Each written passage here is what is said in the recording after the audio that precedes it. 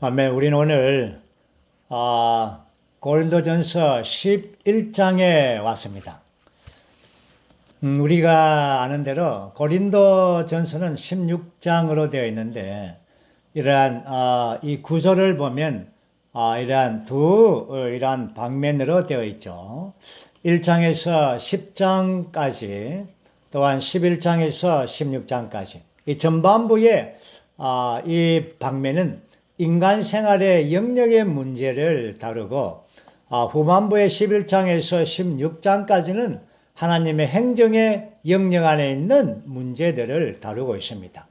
그러므로 고린도전서는 이러한 바울이 이러한 서신을 쓰면서 굉장히 주님의 임재와 그 영의 인도하심을 따라서 한 항목 한 항목이 아주 이 삐단에서 주님의 삐단에서 안배된 것을 볼 수가 있습니다.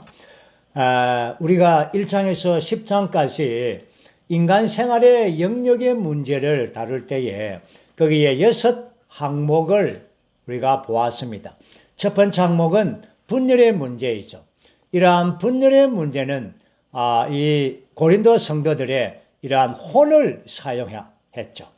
그들은 영을 사용하지 않고 혼을 과도하게 사용함으로 이러한 분열의 문제를 가져왔습니다. 그래서 사도는 이 분열의 문제를 이러한 치료를 위하여 해독제로서 그리스도와 또한 교회와 또한 청지기 직분이라는 이러한 놀라운 계시를 거기에 전달했습니다. 그리고는 이제 두 번째 문제가 이 악한 행제, 이러한 근친상간의 이러한 악한 죄의 문제, 이것은 바로 육체를 이렇게 사용한 것이죠. 이러한 이 악한 행제에 이러한 육체를 사용한 이 죄악의 문제에 이러한 해결점으로 바울행전님은 무교절을 이렇게 제시했습니다. 무교절은 바로 누룩 없는 떡이신 그리스도를 우리가 일생토록 그분 자신을 먹는 것이죠. 그런 다음에 이제 세 번째의 문제가 이 소송의 문제, 믿는 이들 사이의 소송의 문제에서는 이것은 바로 이 자기의 이러한 권리를 포기하지 않으려는 십자가를 지지 않으려는 이러한 것들이죠. 이것에 대한 해결은 바로 교회의 위치, 높은 위치를 보여주고 하나님의 왕국을 제시해 주었습니다. 그리고 네 번째의 항목이 이 자유가 남용되는 것. 우리가 보았듯이 이러한 음식과 결혼은 하나님께 허락한 것이지만 그것이 남용되어서는 안 되는 것이죠. 그렇기 때문에 이러한 것, 우리의 몸이 얼마나 소중한가에 대하여 이제 주님과 합한 사람은 한 영이라는 이러한 처방전을 줬죠. 그리고는 우리의 몸이 그리스도의 몸의 지체라는 것, 또한 우리의 몸이 하나님의 성령의 성전이라는 것을 이렇게 밝혀 보여주었죠. 그리고는 이제 다섯 번째 항목이 이 결혼의 문제에서 이러한 문제를 이제 해결할 때에 이것은 결혼의 문제는 주님께서 모든 문제를 시작하시게 하는 것입니다. 그리고 주님의 모든 환경적인 안배를 따르고 우리는 평강을 이렇게 유지하는 것이죠. 그리고 제가 덧붙여서 축복된 결혼이라는 이 사이의 말씀을 함께 우리가 교통한 적이 있습니다. 그리고 이제 인간 이 영역의 이 문제에서 마지막 6번째 항목이 바로 음식의 문제, 가장 실제적인 문제이죠. 이러한 우상 제물의 이러한 문제, 이 문제의 해결을 위하여 사도는 주의 상을 이렇게 말씀했죠. 주의 상, 이 음식이라는 것은 그 사람의 어떤 존재와 하나 되는 것입니다. 그래서 주의 상과 귀신의 상을 대비해서 이러한 음식은 우리가 주의 상을 먹을 때 이것은 바로 주의 상과 하나 되고 교통 안에 들어가고 바로 주님과 하나 되는 이러한 이 계시의 항목을 제시했고 그리고 우리가 먹든지 마시든지 하나님의 영광을 위하여 하십시오. 이렇게 해서 이러한 6가지의 인간 생활의 이러한 영역의 문제들을 이렇게 해결하고 또한 치료했죠. 그것은 바로 그리스도가 거기에 중심과 어뜸이었습니다. 그리고는 이제 11장에서부터 이제 16장까지는 이제 5가지의 이 또 다른 항목들이 있습니다. 문제들이 있죠. 그리고는 그 10장과 11장의 이 중간에 뭐가 있습니까? 11장 1절. 우리가 지난 시간 봤듯이 11장 1절은 1장에서 10장까지 6가지 모든 문제들에 다 이렇게 제시하고 또한 해결책과 이러한 것들을 다 제시한 다음에 이제 11장의 이 문제에 하나님의 행정적인 영역 안에 있는 문제에 들어가기 전에 바울의 깊은 부담은 바로 내가 그리스도를 본받은 것처럼 여러분은 나를 본받는 사람이 되십시오. 이것은 굉장히 적극적인 이러한 본이죠. 정말 사람으로서는 정말 우리로서는 감히 할 수 없는 그런 용기가 없는 그런 말입니다. 그렇지만 바울은 담대하고 솔직했습니다. 그리고 분명했습니다. 주님의 비단에서 바울은 주님을 본받아서 이 땅에서 바울은 주님의 재생산이었습니다. 그렇기 때문에 여러분도 나를 본받으면 바로 여러분들이 주님을 본받는 것이 되는 것입니다. 여러분들이 바로 주님의 재생산이 되는 것입니다. 아주 분명했죠. 분명한 제시를 했습니다. 우리가 바울 행전님을 본받기 원합니다. 이것이 바로 주님을 본받는 것입니다. 이제 우리는 11장 이제 2절에서부터 16장의 마지막까지 이제 우리는 5가지의 이 문제, 이 5가지의 문제의 배열의 순서가 정말 바울 행전님은 다시 한 번 더 말해서 주님의 마음과 하나 되어서 성령의 이러한 빛 안에서 이 문제들을 이렇게 제시할 때에 이 5가지의 문제가 그 순서가 너무나 분명합니다. 바로 첫 번째 문제가 머리 대심의 문제이고 두 번째 문제가 만찬, 즉 한 몸에 대한 문제이고 세 번째 문제가 영적인 은사들의 문제이고 네 번째 문제가 부활의 문제이고 다섯 번째 문제는 물질적인 방면입니다. 이 5가지의 문제는 앞에 있는 6 항목과 본질적으로 그 문제가 다르게 접근합니다. 그것이 바로 하나님의 행정의 영역 안에 있다는 것입니다. 앞에 있는 것은 우리의 누림이고 우리의 인간에 대한 문제입니다. 그렇지만 이 뒷부분에 있는 5 항목은 하나님의 행정의 문제이기 때문에 굉장히 깊고 하나님의 권익에 관계되고 하나님의 어쩌면 하나님 편에서의 문제입니다. 그렇기 때문에 이 문제를 대하는 우리의 태도가 상당히 진중하고 또한 아주 무게 있게 대해야 되는 것입니다. 가볍게 대하는 상황이 아니라는 것이죠. 왜냐하면 이 문제는 우리의 문제로 우리에게 주어졌지만 그러나 이 문제의 5가지 항목은 하나님의 문제이고 하나님의 행정적인 문제라는 것입니다. 하나님을 기쁘시게 하고 하나님을 만족시키는 문제입니다. 그렇기 때문에 오늘 우리가 11장에서 이 2가지의 문제, 머리 대심의 문제와 몸의 하나됨의 문제, 이 두 문제를 먼저 다루게 될 것입니다. 오늘 11장 우리가 이 문제를 좀 깊이 있게 하나님의 행정에 관하여 이 문제를 우리가 보기를 원합니다. 첫 번째 문제는 머리 덮개로 가리는 문제입니다. 이 문제에서는 우주 가운데 머리에 권위가 있다는 것이고 그리고 두 번째는 머리를 덮어야 되는 대상이 있다는 것이고 세 번째는 왜 머리를 덮어야 되는 그 이유를 말하고, 그 다음에 네 번째는 이 문제에 대해서는 따지지 말라는 겁니다.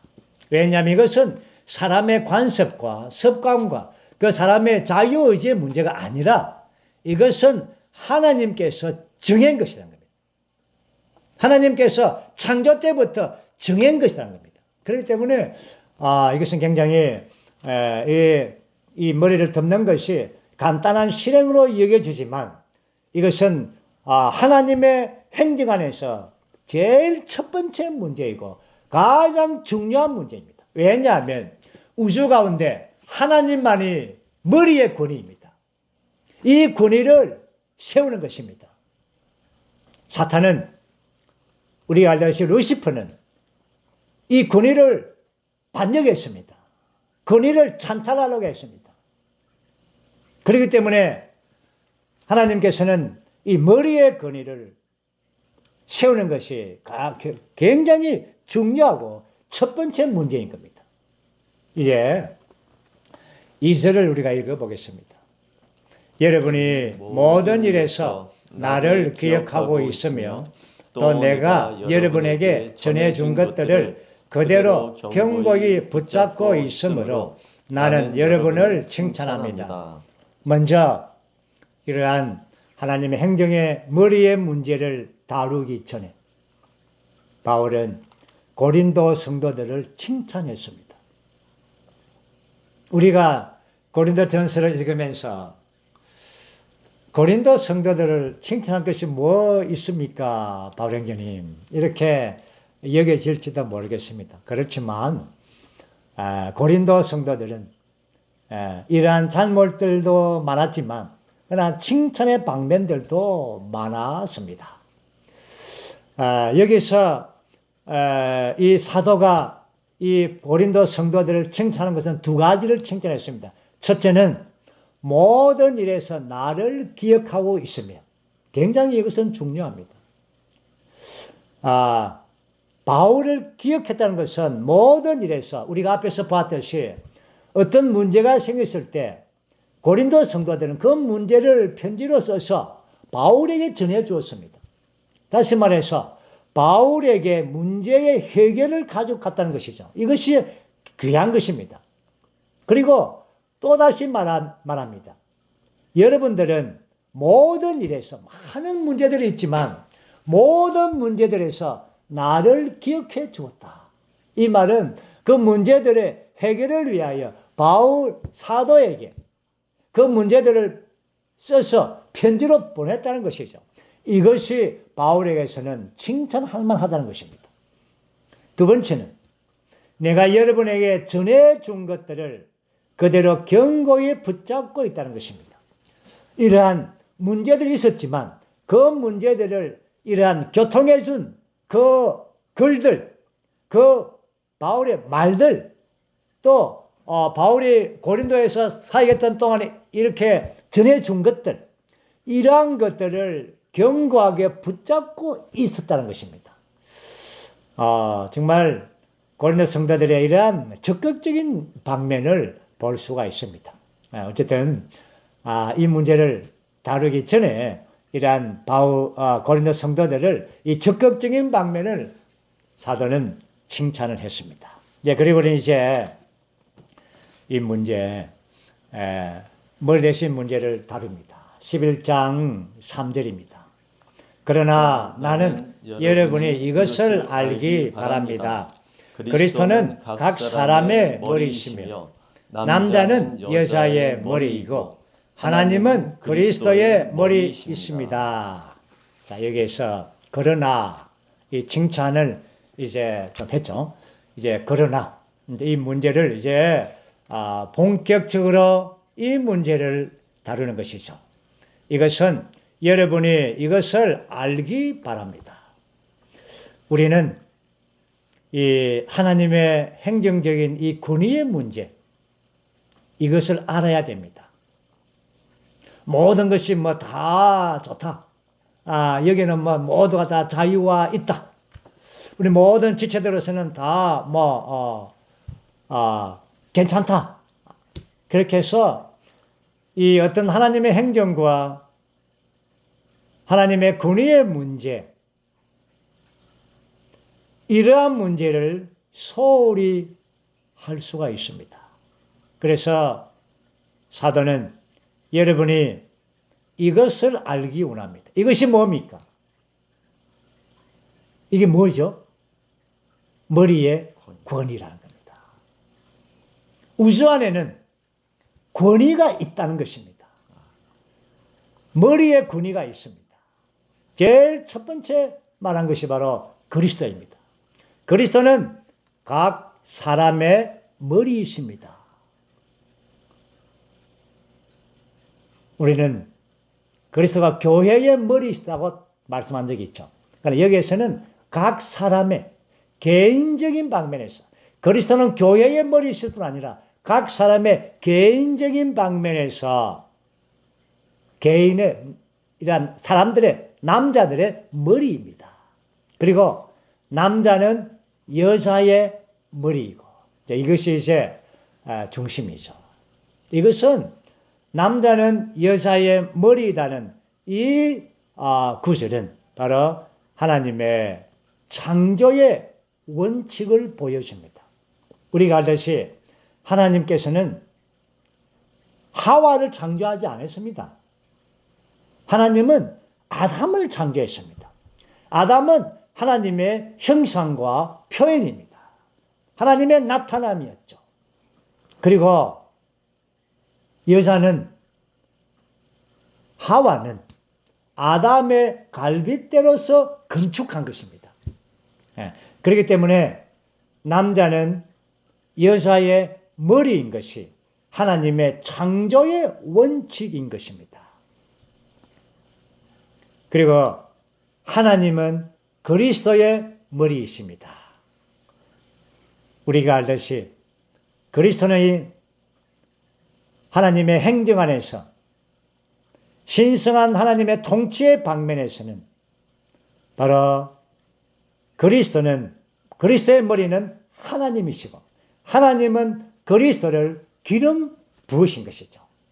그러므로 이 땅에서 주님은 사셨을 때 전적으로 하나님을 머리 대심 안에 있었습니다.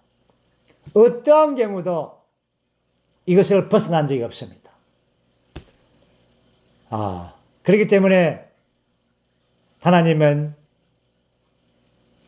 모든 이름 위에 뛰어난 이름을 주사 이 온 우주의 구조와 그리스도와 왕과 모든 것의 구주로 삼으셨습니다. 그렇지만 하나님의 행정 안에서는 여전히 지금도 하늘에 속한 그분의 사역을 수행하고 있습니다. 그러나 하나님의 행정적인 면에서는 여전히 하나님이 그리스도의 머리이십니다. 권위이십니다. 자, 이제 본론적으로 그러면 하늘에서는 하나님의 권위가 완전히 이루어졌습니다. 하늘에서는. 그러나 이 땅에서는 이러한 하나님의 멀대심이 권위가 이렇게 이루어지지를 않은 것입니다. 그러므로 오늘 교회가 여기에 있는 것입니다. 교회는 하늘에서 뜻이 이루어진 것처럼 그분의 권위가 이루어진 것처럼 이 땅에서도 하나님의 머리의 권위를 이루게 하시는 겁니다. 그렇기 때문에 교회가 필요한 것입니다.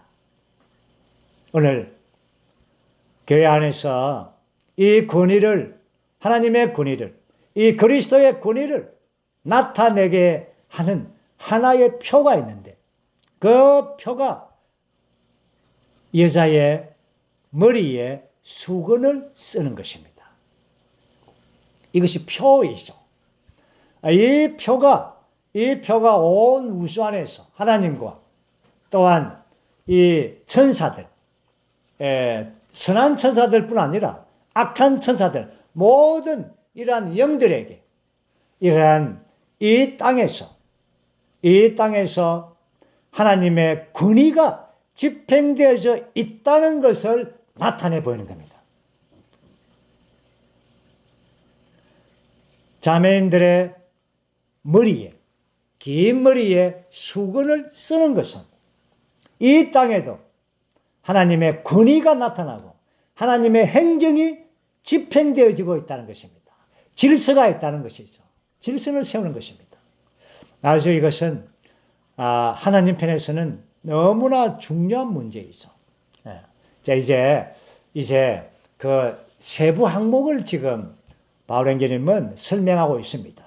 4절 말씀 보면 머리를 덮개로 가리고 기도하거나 신음하는 남자는 모두 자기 머리를 욕되게 하는 것입니다.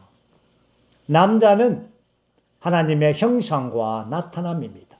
그렇기 때문에 남자는 신음하고 또한 기도할 때에 머리에 수건을 쓰면 안 됩니다. 이것은 그를 욕되게 하는 것입니다.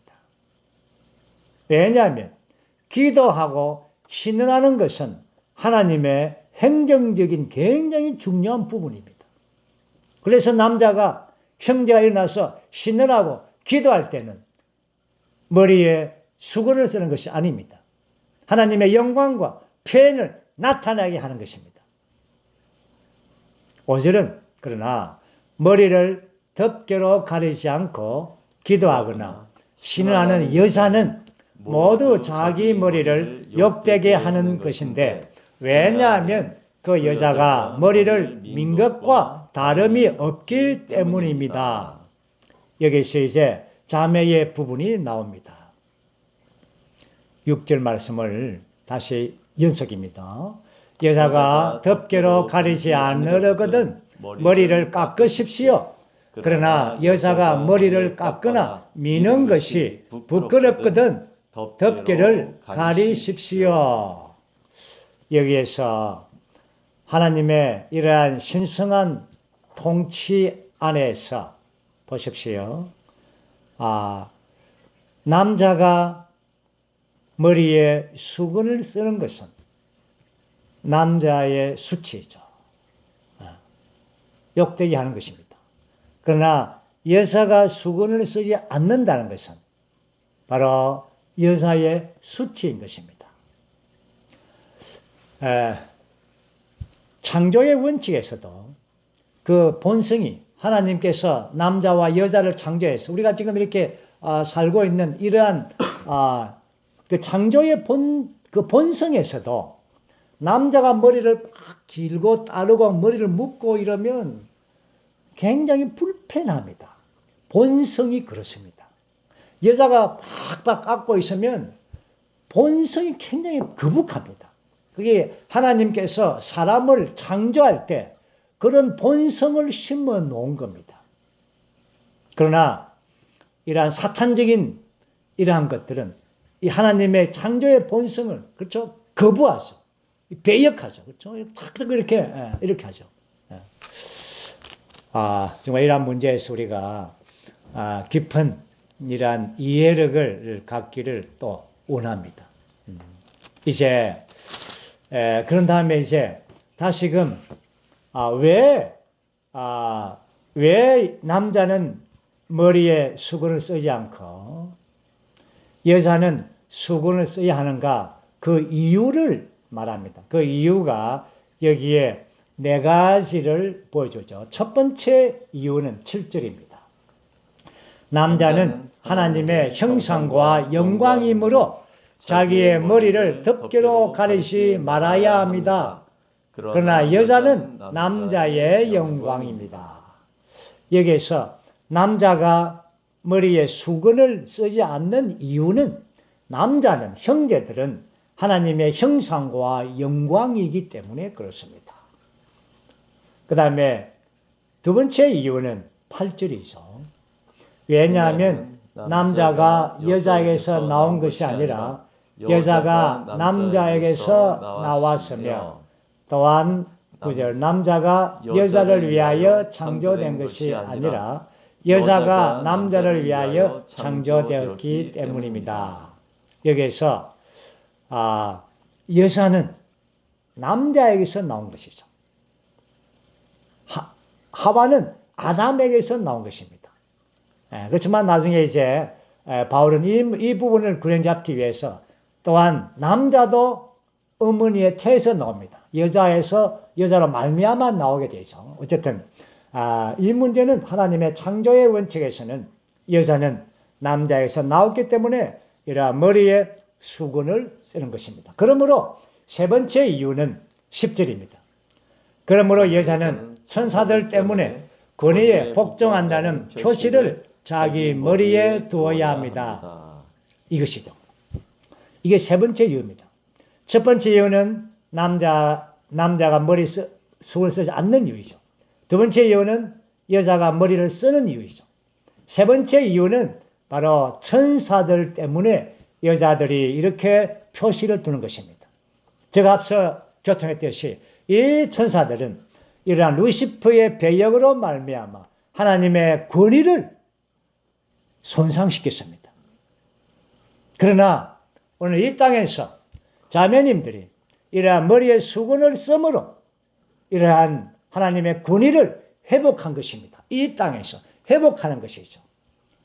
이것이 바로 천사들이 보고 있는 것입니다. 오늘 교회가 마땅히 그리스도께 복종하는 이러한 그리스도의 권위가, 하나님의 권위가 교회 안에서 통용하고 있습니다. 이런 표시인 것입니다. 얼마나 귀중합니까? 엄청나게 여러분의 머리에 수건이 쓰면 그만 안 쓰면 그만이지만 그러나 하나님께는 그런 게 아니란 말입니다. 엄청난 그분의 권위를 가지고 있는 것입니다. 이제 자매님들이 많은 신앙과 또 여러 가지의 봉사와 많은 것들이 부족할더라도 머리에 수건만 써준다면 그것이 가장 아주 놀라운 간증 아니겠습니까? 그 다음에 이제 11절에서는 이제 이런 부분에서 바울행제님은 남자와 여자에 대해서 이제 균형을 맞춰줍니다. 그러나 주님 안에서는 남자 없이 여자가 있을 수 없고 여자 없이 남자가 있을 수 없습니다. 이것은 균형이죠. 어느 남자도 여자 없이 태어난 사람이 있습니까? 없습니다. 이러한 균형입니다. 그러나 왜냐하면 여자가 남자에서 나온 것 같이 남자도 여자를 통하여 나왔기 때문에 그러나 모든 것이 하나님에게서 나왔습니다. 이것이 바울행제님이 균형 잡혀주는 결론의 말씀이죠. 그리고 이제 13절에서 여러분은 스스로 판단해 보십시오. 여자가 머리를 덮개로 가리지 않고 하나님께 기도하는 것이 마땅합니까? 마땅합니까? 스스로 이러한 이상과 이러한 계시가 없더라도 스스로 한번 판단해 보십시오. 14절 본성 그 자체가 여러분에게 가르쳐 주지 않습니까? 남자가 머리털을 길게 하는 것은 자신에게 불명예가 되지만 여기에 바로 하나님께서 사람을 창조할 때 남자와 여자 안에서 그 본성 안에서 이렇게 그 본성을 가지고 있다는 것입니다. 그렇죠? 그래서 그 본성 안에서 스스로 판단해 보십시오. 한번 본성 안에서 생각해 보십시오. 말이에요. 마음 안에서 양심을 한번 생각해 보십시오. 남자들이 머리를 기는 것이 합당한 것인지 여자가 머리를 짧게 깎는 것이 또 수건을 쓰지 않고 기도하는 것이 합당한 것인지 여러분의 본성에 물어보십시오. 그 다음에 그러나 고린도에 있는 철학적인 똑똑한 자매님들은 바울에게 또 질문했겠죠. 왜 우리에게 복종만 강요합니까? 물론 여러분 형제들을 높이고자 하는 것은 아닙니다. 교회 안에서 형제님들은 자매님들의 머리에 수건을 쓰는 것을 볼 때 형제님들은 그리스도가 머리라는 것을 인정하는 것입니다.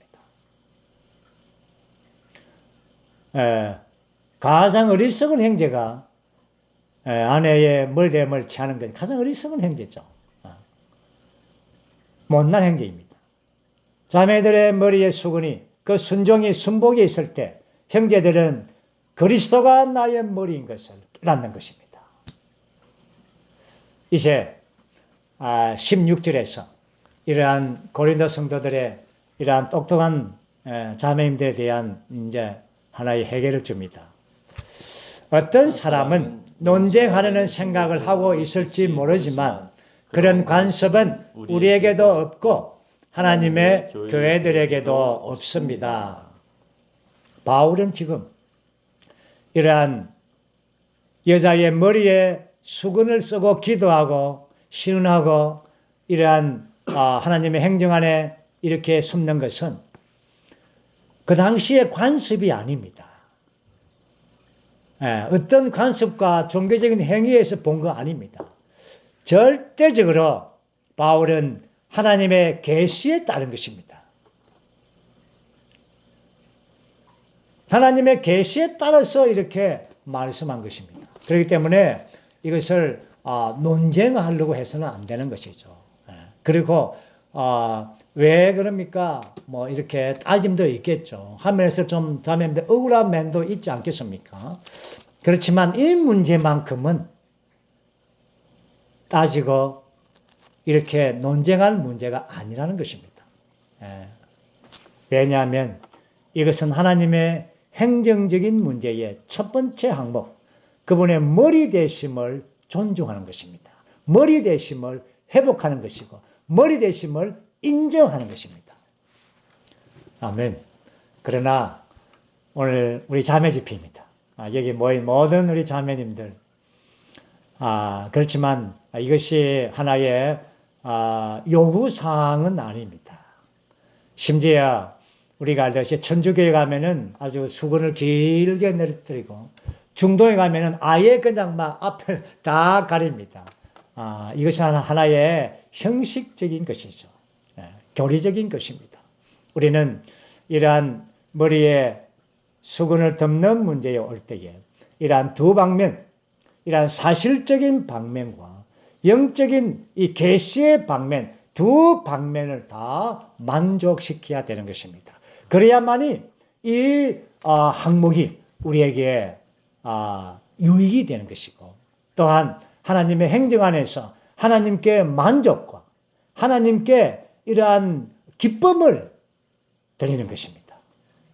이제 우리는 두 번째 문제, 오늘 11장에 이제 17절부터는 마지막 절까지는 두 번째 문제입니다. 그것은 바로 몸의 문제이죠.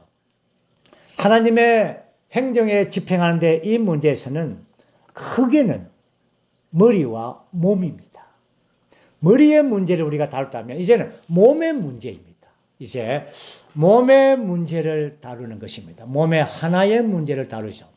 그런데 여러분 11장의 후반절에서 볼 때 몸의 문제를 다룬다 해놓고는 만찬을 다루고 있습니다. 만찬은 무엇입니까? 만찬은 바로 주님을 기념하는 것입니다. 그렇죠?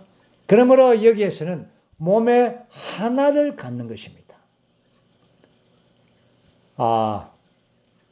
하나님의 행정 안에서는 머리이신 그분이 이제는 몸을 통하여 그 일을 수행하는 것입니다. 하늘에 속한 그분의 사역은 이제는 몸인 교회를 통하여 이 그분의 일을, 그분의 행정이 수행되기를 원하는 것입니다. 그러므로 오늘 몸인 교회는 너무나 전략적인 지점입니다. 만약에 몸인 교회가 없다면 그분은 더 이상 길이 없습니다. 그분의 행정이 이루어질 기회가 없습니다. 하나님의 왕국을 가져오며 그분의 새 예루살렘을 이끌 수 있는 그런 행정적인 요소가 없는 겁니다. 몸이 없으면. 그렇기 때문에 이 몸은 매우 전략적이고 하나님의 행정 안에서 굉장히 중요한 겁니다. 그런데 이 몸의 문제를 다룰 때에 바울 행제님은 만찬의 문제를 가지고 왔습니다. 만찬. 자, 이제 우리는 이 문제를 볼 것입니다. 먼저는 이제 주님의 만찬을 다루는데 여기서 형제님은 이 첫 번째 무질서함을 먼저 다루고 그 다음에 만찬의 정의, 만찬에 대한 이러한 의미를 새겨주고 그 다음에 세 번째는 이 만찬을 먹을 때에 살피고 분별해야 된다. 그 다음에 네 번째는 잘못 만찬을 먹으면 주님의 징계가 있다. 이렇게 해서 이 네 항목을 이 만찬의 문제에서 다루고 있습니다. 그것에 대해서 가장 중심적인 것은 이제 24, 25, 26절에 있는 두 번째 만찬의 의미, 만찬의 정의죠. 이 부분이 아주 제일 중심적인 겁니다. 먼저 우리는 무질서한 것. 이제 이 만찬을 먹는 것은 만찬은 저녁에 먹는 것이죠. 그러므로 사실은 이 만찬은 주의 상이죠. 주의 상을 이제 만찬이라고도 합니다. 그리고는 우리가 우리 10장에서 우리가 봤듯이 주의 상이라는 이러한 용어를 쓸 때는 이것은 우리의 어떤 누림, 우리가 이제 주님의 풍성에 참여하고 그분의 피의 교통과 그분의 이러한 몸의 교통에 참여해서 그 누림과 우리의 만족과 우리의 누림을 말하는 것이죠. 그리고는 이 주님의 만찬이라고 말할 때 이것은 우리의 누림보다는 주님의 만족과 주님의 누림입니다. 그렇기 때문에 이것은 하나님의 행정 안에서 굉장히 중요한 것입니다. 왜냐하면 만찬을 통하여 만찬의 의미가 바로 비밀한 몸인 것입니다. 주님은 오늘날 이 땅에서 그분은 육체적인 몸을 여시어서 우리에게 떡으로 생명으로 공급하셨죠. 그리고는 지금 이 시대에 우리는 비밀한 그분의 몸이 된 것입니다. 그렇기 때문에 우리는 만찬은 바로 비밀한 몸을 표명하는 것이죠. 나타내는 것이고. 왜냐하면 이 땅에서 비밀한 몸을 통하여 하나님의 행정이 수행되기 때문에 그렇습니다. 그렇기 때문에 이 역은 굉장히 중요한 것입니다. 자, 이제 만찬을 먹습니다. 6월절에로 그 당시는 아마 초대교회의 성도들은 교회들은 대부분 다 이 만찬을 아마 저녁에 먹으면서 6월절을 아마 대신하는 그런 것입니다. 그래서 먼저는 애찬을 함께 먹고 그런 다음에 이제 만찬을 이제 주의 상을 대하는 것이죠. 자, 여기에서 18절 보죠. 우선 무엇보다도 여러분이 교회 안에서 함께 모일 때에 여러분 가운데 분열이 있다는 말이 내게 들리는데 나는 그것이 어느 정도 사실이라고 믿습니다. 여러분들이 교회 앞에 모일 때에 이렇게 왜 모입니까? 이렇게 애찬을 위하여, 만찬을 위하여 모이는 겁니다. 그때에 막 분열이 있다는 것이죠. 그 분열이 무엇인가를 보면 19절에 인정을 받는 사람들이 여러분 가운데에서 밝히 드러난다면 부득이하게 여러분 가운데에는 당파들이 있게 됩니다. 분열이 생기면 당파가 있게 되죠. 자, 그리고는 이제 20절. 그러므로 여러분이 한 곳에 모일 때 주님의 만찬을 먹는 것이 아닙니다. 그들은 이제 저녁 식사를 하고 이제 만찬을 함께 이렇게 먹어야 되는데 그들이 이제 한 곳에 모여서 만찬을 먹는데 바울은 고린도 성도들을 이 상황과 현실을 볼 때 만찬을 먹는 것이 아니라는 것입니다. 그 말의 의미는 우리가 보듯이 비밀한 그리스도의 몸의 하나를 간증하지를 못했다는 것이죠. 왜 그런가? 21절 여러분이 각자 자기의 저녁 식사를 먼저 가져다가 먹음으로써 어떤 사람은 배고프고 어떤 사람은 술 취하기 때문입니다.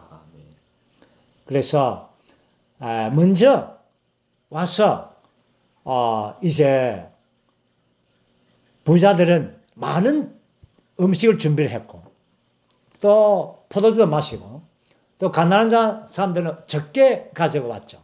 어쨌든 그들은 이 만찬을 이제 하기 위해서 예찬을 가지는데 이 당파가 생긴 것이죠. 부자파, 가난한 파겠죠. 먼저 먹고 실컷 먹고는 술이 채가 있는 사람이 있고 또 못 먹어서 이제 배고픈 사람이 있고 그렇죠. 예. 자, 이렇게 나뉘어서 되겠습니까? 22절. 여러분에게 먹고 마실 집이 없습니까? 아니면 여러분이 하나님의 교회를 업신여기고 없는 사람들을 부끄럽게 하려는 것입니까? 내가 여러분에게 무슨 말을 해야 하겠습니까? 내가 여러분을 칭찬해야 하겠습니까? 이 일에 있어서는 칭찬하지 않습니다. 이렇게 아주 그 가운데서 이제 이런 이 나누짐이 있죠. 정말 우리가 생각하기에는 어떻게 그렇게 했을까 했는데 그렇게 했는 것 같습니다. 우리는 보통 교회 집회에서 애찬으로 모이면 부자들은 음식을 많이 하든 가난한 사람들 음식을 적게 하든 동일하게 놓고 그렇죠. 동일하게 그 상에 놓고 다 같이 먹습니다. 이게 얼마나 좋은 신앙입니까? 그런데 그 당시에는 자기 거는 자기가 먹는 그런 상황이죠. 어쨌든 이제 이러한 상황에 대해서 이제 이 만찬에 이 만찬에 대한 합당한 정의 또한 주님께서 잡히시기 전에 이렇게 하셨던 그 말씀을 상기시키면서 바울은 다시금 이 먹는 문제, 이란 애찬의 문제에서 만찬으로 들어갈 때에 그들에게 다시금 만찬의 정의와 그 의미가 무엇인지를 깨달아 줍니다. 자, 이제 우리는 중심적인 항목을 볼 것입니다. 23절. 내가 여러분에게 전한 것은 주님께 받은 것입니다. 주 예수님께서 배반당하시던 밤에 떡을 가지시고 밤에 신해복역은 배반당하시던 밤에. 그 아주 개혁기죠. 제가 가진 이 해복역은 잡히시던 밤에. 어쨌든 같습니다. 주님께서 이 만찬을 세우신 것입니다. 다시 말해서 이 만찬은 어떤 관습으로 교회 습관으로 이런 것이 아닙니다. 장로들이 교통을 세운 거 아닙니다. 사도들이 세운 것도 아닙니다. 만찬은 주님께서 그 잡히시던 그 밤에 직접 세우십니다. 그리고는 24절 감사드린 후에 떡을 떼시어 이것을 여러분을 위하여 주는 나의 몸입니다.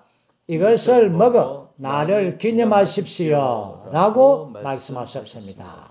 그리고 25절 또한 그들이 먹은 후에 이와 마찬가지로 잔을 가지시고 이 잔은 내 피로 세운 새 언약입니다. 이것을 마실 때마다 나를 기념하십시오. 라고 말씀하셨습니다. 우리는 주의 상집회에서 이 세 방면을 가지고 있습니다. 첫째는 떡을 떼는 것입니다. 우리가 만찬에서, 이 만찬 집회에서 중점은 우리가 지난 주회상 10장에서도 제가 주회상에도 교통한 것처럼 이 만찬 집회, 주회상 집회의 중심은 주님을 기념하는 것입니다. 그렇기 때문에 주님의 인격과 그분의 역사에 대하여 집중하는 것입니다. 모든 찬송과 찬미와 감사와 간정과 또한 교통이 있다면 전적으로 그분의 인격과 그분의 역사에 집중하는 것입니다. 그분의 인격에서 빗나가게 하는 것들에 대해서 우리는 조심해야 됩니다. 만찬 집에서 온 지체들이 깨어 있어야 되는 것이죠. 그리고는 이제 어느 시점에 되면 이제 행정들이 나와서 떡을 뗍니다. 제일 먼저는 떡을 떼는 것입니다. 떡을 뗄 때의 그 행정들의 그 느낌, 또한 지체들이 갖는 그 느낌이 무엇입니까? 무엇입니까? 형님 떡을 떼면서 어떤 느낌 하세요? 주님의 몸. 네.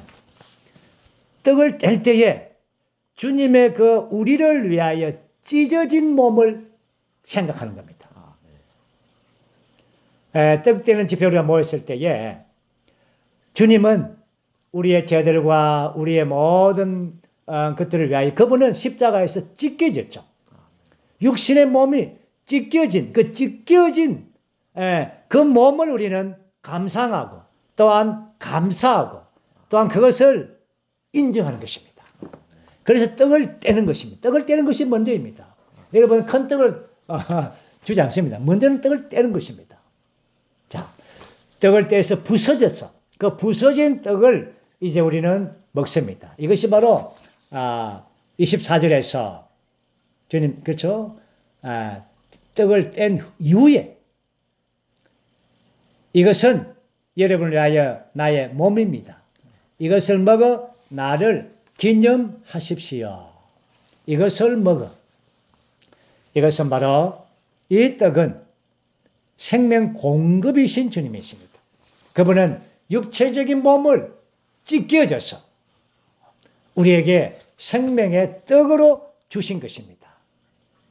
그러므로 우리는 나를 먹는 자는 나를 인하여 사는 것처럼 오늘 주님의 자신을 먹음으로 주님의 몸이신 그 떡을 먹음으로 우리는 주님의 살 수가 있는 것입니다. 그리고는 이 떡을 먹음으로 우리는 이 비밀한 몸의 교통 안에 있게 되는 것입니다. 그리스도의 몸에 비밀한 몸에 우리가 한 몸인 것을 우리가 깨닫고 인식하고 교통 안에 머물러 있는 것입니다. 그런 다음에 이제 우리는 25절에서 잔을 이제 마시죠. 여기서는 포도주를 마신다지 않고 잔이라고 했습니다. 앞에서는 떡이라 했죠. 뒤에서는 떡 다음에 뭡니까? 피 아닙니까? 그런데 이것은 피가 아니라 잔을 마시는 것입니다. 이 잔은 내 피로 세운 새 언약이다. 이게 뭡니까? 축복이죠. 새 언약입니다. 그래서 이 사실은 이 잔은 물질적으로 그분의 피를 쏟은 거 아닙니까? 그런데 그 피가 바로 새 언약을 이룬 겁니다. 그 피로 말미암아. 그래서 이제 우리는 피를 마시지 않고 잔을 먹습니다. 왜 그렇습니까? 이것은 바로 축복의 잔인 것입니다. 주님께서는 진노의 잔을 마셨죠. 그렇기 때문에 우리에게는 축복의 잔이 된 것입니다. 이 축복의 잔 안에 그분의 용서가 있고 그분의 구속이 있고 그분의 모든 생명과 구원과 모든 풍성과 그분의 모든 어떠함이 이러한 축복의 잔 안에 있습니다. 이것이 바로 새 언약인 것입니다. 그럼 우리 잔을 마실 때에 우리는 새 언약의 잔을 마시는 것입니다. 아멘. 이제 이렇게 해서 우리는 이렇게 해서 24절과 25절에서 공통적으로 떡을 먹음으로 나를 기념하십시오.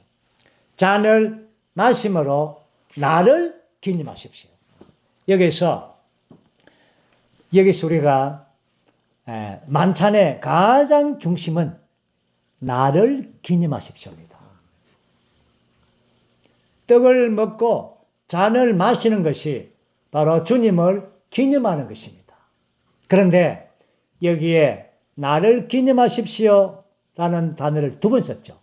떡을 먹을 때, 잔을 마실 때 기념하십시오라는 이 말의 헬라의 원어는 주님을 기념하는 데에 이르도록 한다는 것입니다. 목적이죠. 떡을 먹고 잔을 마시는 우리가 만찬을 대하는 목적이 무엇인가? 주님을 기념하는 데에 이르는 것입니다. 만약에 결과이죠. 그렇죠? 우리가 떡을 먹고 잔을 마신 만찬에 대한 그 결과는 주님을 기념하는 데 이르는 것입니다.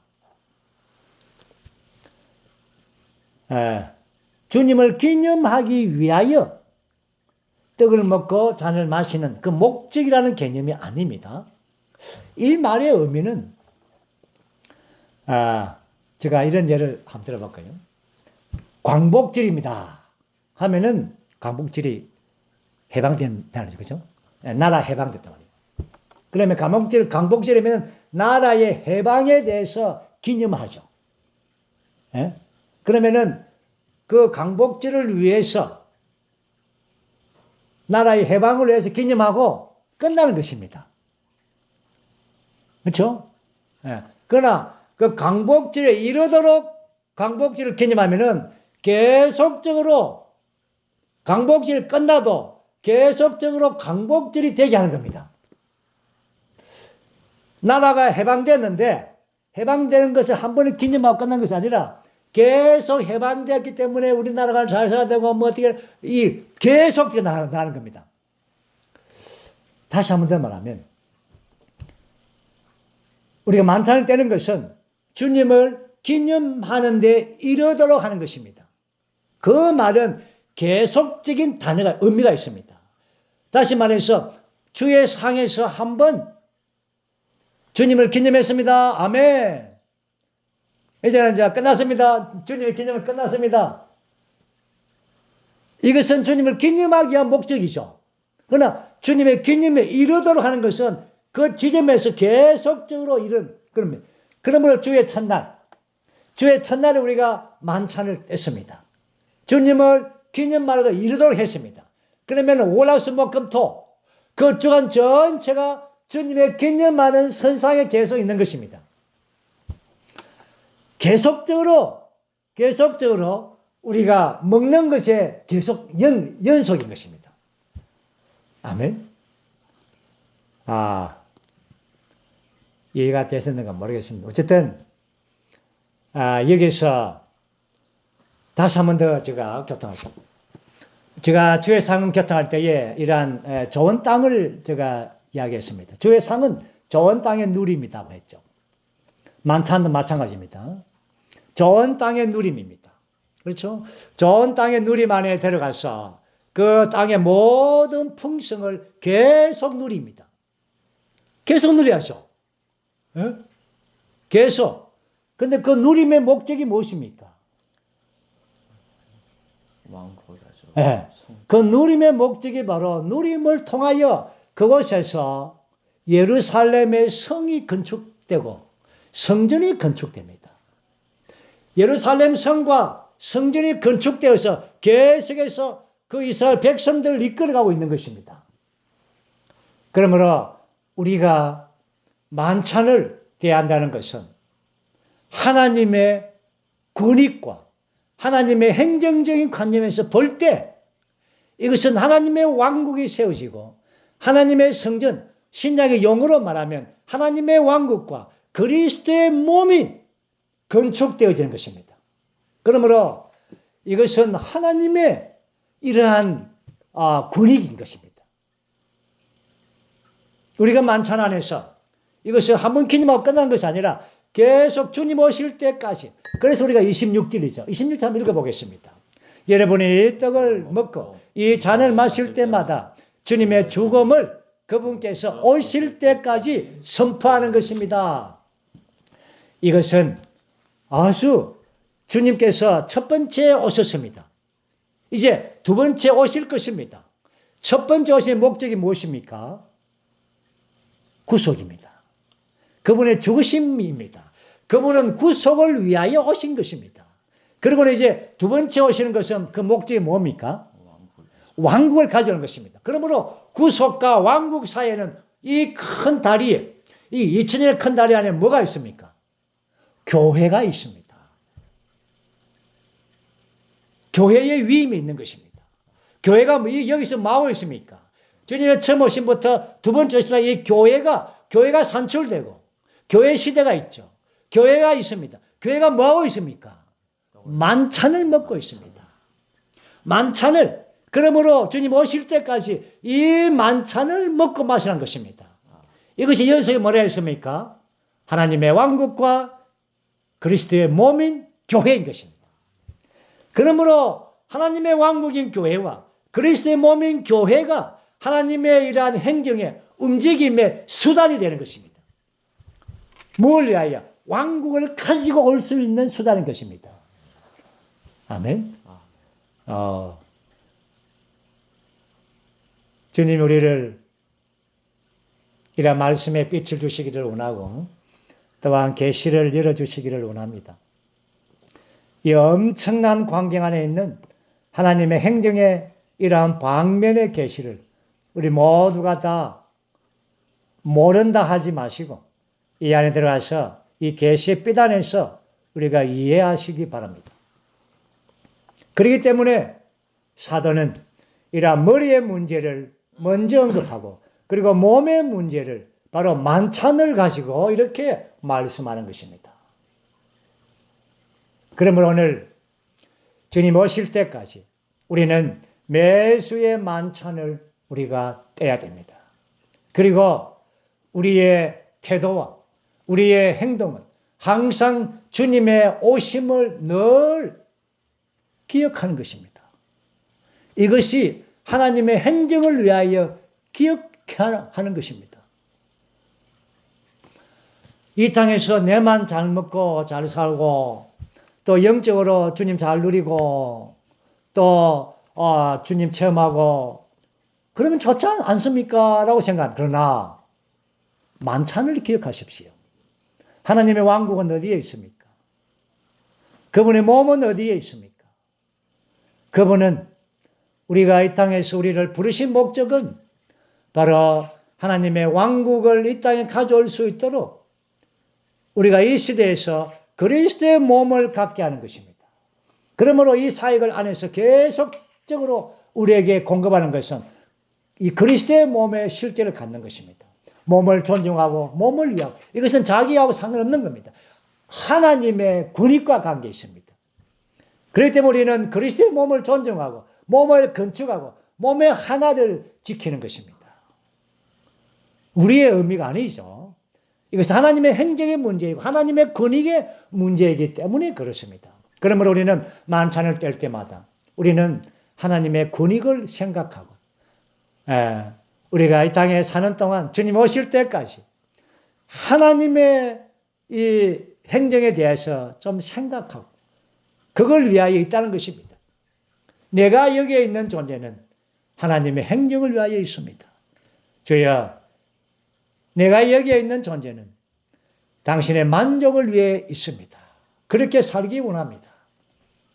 그러기 위해서는 우리가 만찬에서 이 만찬의 의미를 깨닫는 것입니다. 다시 말합니다. 이 만찬의 의미는 주님을 기념하는 것인데 주님의 기념에 이르도록 계속적으로 그 기념이 계속되는 것입니다. 우리의 생활 가운데 주님 오실 때까지 그 기념이 계속 이루어지는 것입니다. 그 기념이. 이것이 바로 이것이 우리가 하나님의 그분의 만족을 위하여 산다는 것이죠. 그렇게 기념하는 것입니다. 아멘. 어쨌든 시간이 많이 됐죠. 이제 마지막 항목은 그렇게 어쨌든 27, 28, 29절은 그렇기 때문에 하나님의 행정의 문제이기 때문에 이 하나를 간증하는 것이기 때문에 이러한 만찬을 먹고 마실 때 매우 조심합니다. 첫 번째 조심하는 것이 뭡니까? 27절 합당하지 않게 떡을 먹는 것입니다. 합당하지 않게 주님의 잔을 마시는 것입니다. 그러면은 주님의 몸과 피에 죄를 짓는 것입니다. 합당하지 않게 만찬을 대하는 것이 무엇입니까? 이것이 바로 이 만찬에 대한 의미를 모른다는 것입니다. 우리가 만찬에 대한 의미를 모르면 우리는 이러한 이 합당하지 않게 떡을 뗄 수 있는 겁니다. 굉장히 위험합니다. 그리고 두 번째는 자신을 살피는 것입니다. 자신을 살펴보는 것입니다. 이것은 이 떡이 일반적이지 않다는 것입니다. 그렇죠? 형식적으로 오늘 막 주일이니까 막 또 떡 떼겠지. 그냥 형식적으로 떼는 그런 게 그것은 자세가 안 되는 거죠. 다시 말해서 이 만찬에 대한 합당한 정의와 인식을 가지고 그리고 자신을 살피면서 이 떡을 떼는 겁니다. 그렇죠. 우리가 만찬 집회 전에 영을 해방하고 준비하는 이유가 바로 이겁니다. 자신을 살피는 겁니다. 그렇게 해서 사탄 참수를 받는 게 아닙니다. 우리는 다 떡을 뗄 수가 있습니다. 약함도 있지만 우리 체험에 따라서 떼는 것이 아니라 우리가 지체에 따라서 떡을 떼는 것입니다. 그러나 이 떡의 의미에 대해서 분명하고 또한 세 번째는 그 몸을 분별하지 않고 다시 말해서 이것이 분열의 떡인가 합당한 떡인가에 대한 분별이 필요한 것입니다. 왜냐하면 이것은 하나님의 행정의 문제이기 때문에 그렇습니다. 오늘날 우리가 떡을 떼는 이 떡은 비밀한 몸입니다. 이 비밀한 몸을 통하여 하늘에 속한 사역이 이 땅에서 수행되는 것입니다. 그리고는 30절에서부터 32절까지 계속해서 우리가 이 징계에 대해 놓습니다. 이렇게 함부로 떡을 떼고 분열의 떡을 뗀다면 약해지고 병들고 결국 죽습니다. 잠들죠. 이 잠드는 것은 이스라엘이 그 광야에서 흩뿌러지는 것처럼 이런 소극적인 이러한 죽음입니다.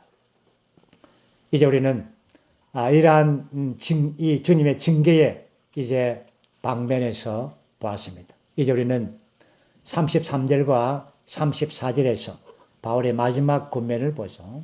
그러므로 나의 형제님들 여러분이 먹으려고 함께 모일 때에 서로 기다리십시오. 배고픈 사람이 있다면 집에서 먹도록 하십시오. 이것은 여러분의 모임이 심판을 받는 모임이 되지 않도록 하려는 것입니다. 나머지 일은 내가 가서 바로 잡을 것입니다. 바로 잡을 것입니다. 안배할 것입니다. 아멘. 고린도의 이러한 성도들은 이러한 만찬의 방면에서 아주 무질서하게 이렇게 행했습니다. 오늘 우리는 사도의 이러한 이 말씀, 만찬에 대한 이 의미와 이 정의에 대한 깊은 이러한 부분의 말씀을 우리가 깊게 우리 안에 새겨서 물론 이러한 주님의 징계를 이 시대에 받지 않을 뿐 아니라 이러한 축복이 그리스도의 몸의 건축에 참여함으로 하나님의 이러한 행정을 하나님의 만족을 기쁨을 드리는 그러한 지체가 되기를 원합니다. 주님을 찬양합니다. 아멘.